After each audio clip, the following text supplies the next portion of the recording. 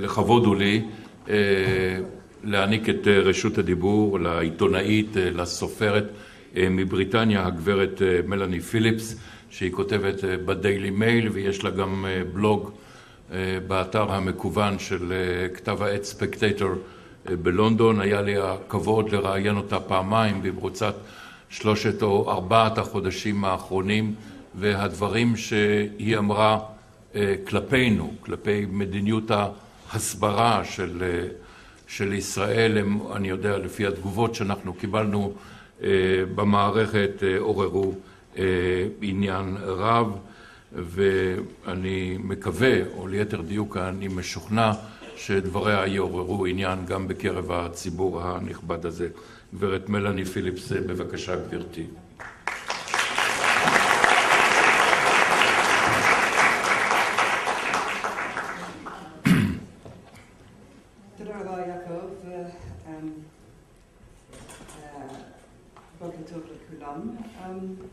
Pleasure to be here today to speak to you. Much of this conference is necessarily about the mechanisms for delivering public diplomacy, and undoubtedly there is room for considerable improvement in such mechanisms, as was demonstrated by the previous panel that I heard earlier today. But there is an elephant in the room at these discussions. The biggest issue of all is virtually never mentioned at conferences like these, and that is not how Israel's message is or should be delivered, but what Israel's message is. Let me start by saying, please be in absolutely no doubt, despite what you've heard earlier on, the situation in the West, and particularly in the United Kingdom, which is the mothership of the English-speaking world. What England says matters, because what England says today, much of the English-speaking world will say tomorrow. The situation in the United Kingdom in respect of Israel's image is absolutely dire. Israel is regarded as the pariah state in the world. Every single action that it takes in defense of its citizens is reported malevolently. The victimization of its citizens, the attacks upon its citizens, lies unreported or underreported or distortedly reported. It is presented overall as the aggressor in the region, imperiling not just the region of the Middle East, but imperiling the peace of the entire world and the security of everybody in it. I don't exaggerate. That is the impression that has been allowed to be created, and my view is that the single most important reason why Israel has been so successfully outwitted in this way by the Arabs and their supporters in the West, why it has been so thoroughly delegitimized, dehumanized, and demoralized, is that it is not just that Israel's strategy of media communication may have certain deficiencies, but its entire diplomatic strategy is fatally flawed and has effectively conceded the argument to Israel's enemies and has undercut completely the ground from the feet of the defenders of Israel. Dignity like that, and sometimes it takes an outside perspective to bring to focus what is necessarily blurred when people are very close up to the situation. Israel is undoubtedly and understandably preoccupied all the time by military and terrorist threats. As a result, it has failed completely to grasp what the Arabs realized long, long ago, that the theater of war in which the Arabs can win against Israel is the battleground of the mind. For decades, the Arab side has been engaged in a sophisticated, well-funded and relentless campaign of psychological warfare, based on promulgating the false but emotive narrative to recruit a fanatical army from the Arab and Muslim world and to bamboozle the West. I'm not just talking about propaganda tricks, lies, manipulation. I'm talking about a wholesale inversion of truth and lies so that rational discourse itself becomes impossible. A discourse in which attack is represented as defense and vice versa, in which the victims of ethnic cleansing are represented as the perpetrators of ethnic cleansing, and so on. Now, there are many reasons why this has happened, but the reason I want to concentrate on today is that Israel has allowed it to happen. Why? Because Israel has behaved throughout as if it is the guilty party. Its position is essentially defensive. The most it ever says is that such libelous allegations made against it are not true. The argument within Israel and within the Hasbara community is all about how to mount such a defensive position more effectively. I believe this is the wrong strategy altogether. Playing defense like this gives the enemy victory because you are effectively arguing on his ground. And so, in effect, you're acknowledging he has a point to be answered, which you have to answer. But Israel doesn't have a point it has to answer. Israel should be making the accusation against the rest of the world. By playing along with the peace process, Israel has gone along with the big lie that the conflict in the Middle East is actually about the division of land between two equal and rival claims. But because that is actually not the case, and because Israel knows perfectly well that the conflict is an existential one, posing an existential threat to Israel's very existence, Israel cannot allow a terrorist state to arise on its doorstep, so it inevitably allows itself to be painted dragging its feet in the peace process and obstructing a solution to the conflict. It allows itself to be painted as the problem in the region. So my solution is simple. It must stop playing defense and go on to the offense. And it must do so in two ways. First of all, it must reclaim the truth from this fictional narrative and assert the public position to the West, to the world, that Israel's case is the case of law, justice, and truth, and that it is those who deny it who stand for illegality, aggression, in lies, both in the Arab and Muslim world and in the West. And the second thing that Israel must do is to delegitimize the delegitimizers. Let me briefly address these two strategies in turn. Reclaiming truth from the fictional narrative means, above all, a proactive and urgent public educational process in the West. For a start, Israel should be restarting the historical clock. At present, for Britain and much of the Western delegitimizers, the historical clock in the Middle East either starts at 1967, when Israel, in its mind, committed the crime of occupying Palestinian land, or it starts in 1948, when, in the West's mind, European Jews with no connection to the land were parachuted into Palestine as a result of Holocaust guilt and drove out the indigenous Palestinian Arabs. Now, every part of that account is, of course, untrue. The problem is, not only do people in the West, in Britain and the West, not know it's untrue, many Israelis don't appear to know it's untrue either, or at the very least what the real truth is. Israel has to tell the world, has to tell the West, has to tell Britain that the Jewish claim to the land was recognized by the international community back in 1920, that the international community recognized the Jews as having the overwhelming claim to the land as of historical right, and that a binding international treaty required Jews to be settled throughout what is now Israel and what is, I would call, the disputed territories. People are astounded when you tell them this. They don't believe it. Why don't they believe it? Because they don't hear it from the country itself, Israel.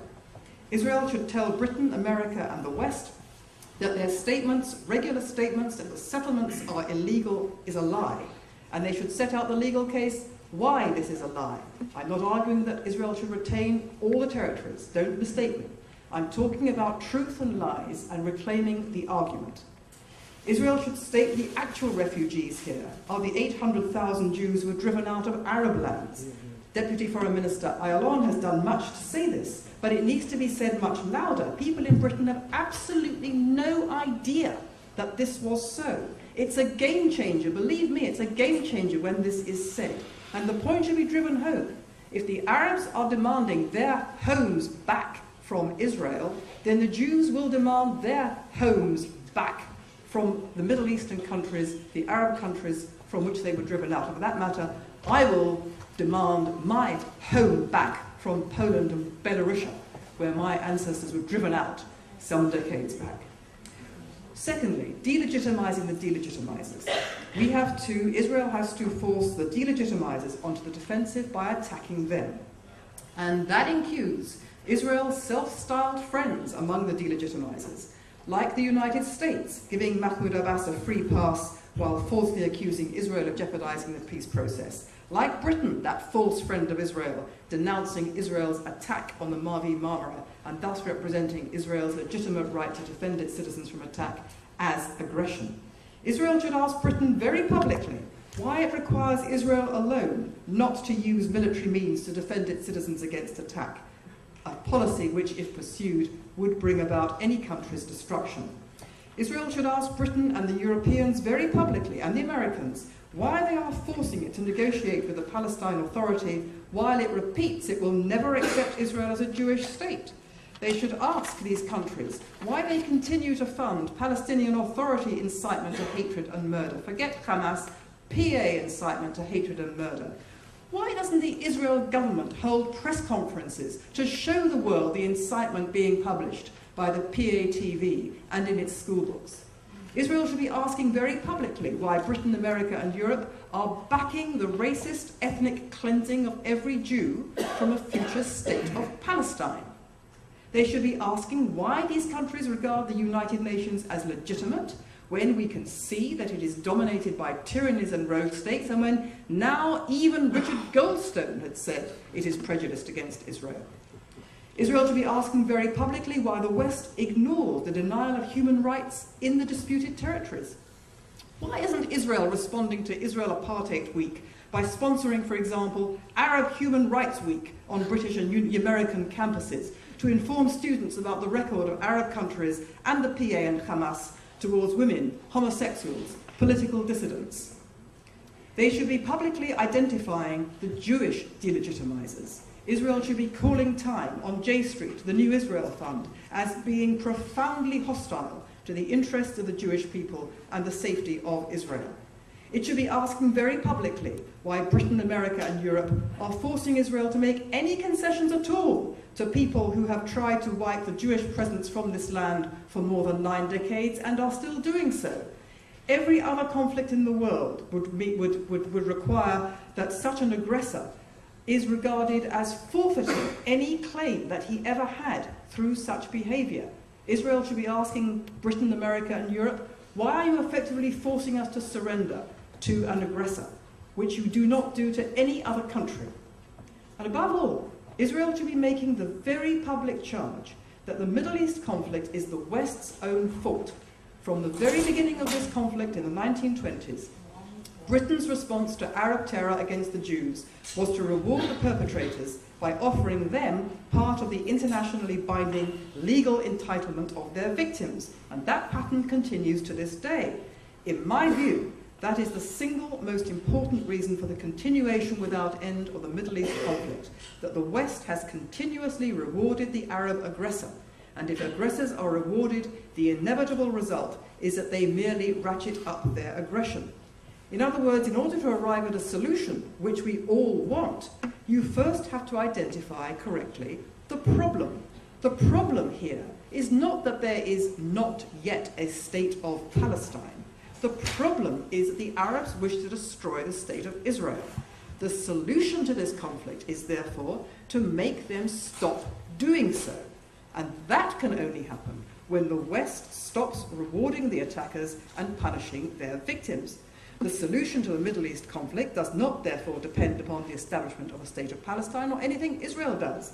It depends instead on whether the West stops rewarding genocidal aggression. So why doesn't Israel say this loudly and publicly? Why is it so afraid to stand up for its own cause of truth, law and justice? Now I realise, drawing my remarks to a conclusion, that what I have said will strike some people here as a little extreme. People will say, this is ridiculous. One has to take the world as it is. One can't just bust open the entire diplomatic process in this way. To which I would respond as follows. That diplomatic process has brought us all to this present pass, where Israel is now delegitimized, and we read that a state of Palestine may shortly be declared at the UN by racist, Judeo-phobic ethnic cleansers who are being cheered on by Western progressives waving the banner of human rights. That's where the diplomatic process has got us to. Are we all going to sit back and continue on the basis that we can't possibly challenge it? The most grievous threat to Israel, I would suggest, is surely not from the terrible rocket arsenals of Hezbollah or Hamas, but from this. Israel is very frightened that if it does start telling these home truths in public, it will find itself alone. The result of this fear, of this policy based on this fear, is that it is now alone. If Israel were to start telling these truths in public, I can tell you it would change the dynamic in Britain and the West overnight, because people in Britain and other countries have no idea that there is any alternative to the false story about the Middle East into which they have been indoctrinated and which they now believe is axiomatically true. It cannot be emphasized enough that the most important reason for the stunning success of Israel's enemies is the almost total absence of any authoritative alternative to the narrative of lies, and that the most important reason for that absence is Israel's own silence. Psychological war is the name of the game being played against Israel, and yet it doesn't even seem to grasp that this is what has happened, as we can see from the presentations so far this morning, or at least some of them. I'm speaking as bluntly as this because time, in my view, has now virtually run out. One thing alone needs to happen. This is no longer a time, I'm afraid, for conferences like this, where people end up, if you're lucky, deciding to hold further discussions to work out what kind of new organisation can be formed that will in turn become paralysed or destroyed by titanic egos in rival government offices, so that official government spokesmen can continue to spout the kind of ignorance we heard earlier.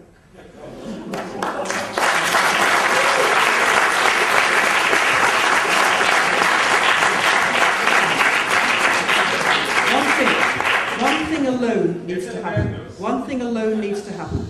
The Prime Minister has to change Israel's strategy and start telling the world the truth about the Middle East impasse in the loudest and most effective way, because there can be no peace without justice, and there can be no justice without truth.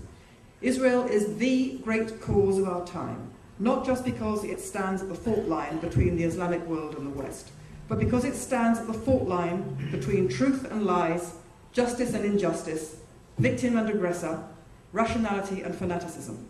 The West generally is also caught up in this titanic civilizational battle. If Israel were, heaven forbid, to go down, the West would go with it. And that is what the West does not realize, because Israel doesn't choose to tell it. But in order to convince the West, Israel first has to believe what I'm saying itself. And maybe that, ladies and gentlemen, is the real problem. Thank you.